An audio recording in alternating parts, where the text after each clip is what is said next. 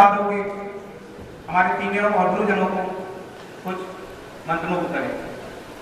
प्रवीण कुमार। शुभ संध्या सभी को। आज मैं एक कविता सुनाने जा रहा हूँ जिसका शीर्षक है गुमशुदा कवि। इस समय जो कवि है वो सिर्फ लिखता है और सुनने में कोई नहीं तैयार होता, सिर्फ वो सुनाने के लिए आता रहता है। लोग उसके घर परिवार में काफी खफा रहते हैं उसकी कविताओं से, क्योंकि बार बार वो हर चीज में कविता ही कहता है। तो वो कहीं खो गया है। तो उसके पिताजी हैं वो विज्ञापन देते हैं अखबार में। वो विज्ञापन में क्या लिखवाते हैं मैं आपको सुनाता हूँ। मेरे पुत्र छटनीलाल बल्द मसन्नीलाल उपनाम नायब है, पिछले 3 महीनों से गायब है। जहाँ कहीं भी श्रोताओं का जन्म जुटता है, कम से कम 20 कविताएं सुनाकर उठता है।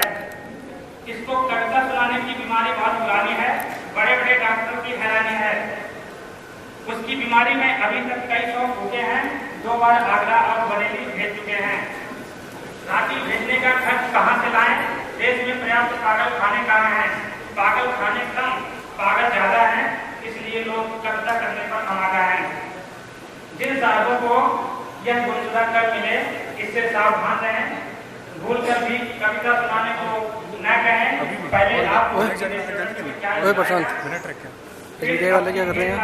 SBI वाले क्या कर रहे हैं? मुझे क्या पता। उन्हें गेट बंद कर।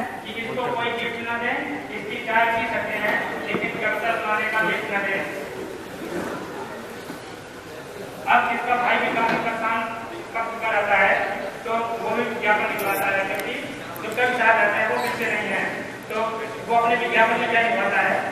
प्रिय भैया कवि, तुम जहाँ कहीं भी हो ये रहना, जो भी कष्ट पड़े अकेले सहना। तुम्हारे जाने से किसी को दुख होगा, यह सिर्फ मन की भ्रांति है। जब से तुम गए हो घर में तुम शांति है।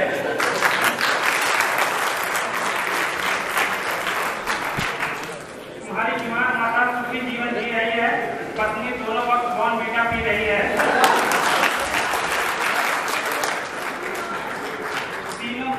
तुम्हारे तीनों साले घर पर ही सुख झेल रहे हैं, चारों बच्चे गली में गिल्ली डंडा खेल रहे हैं।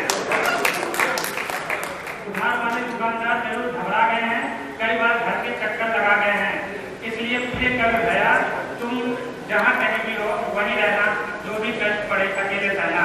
तुम्हारे जाने से फालतू कवि प्रेमी अवश्य दुखी हो गए हैं।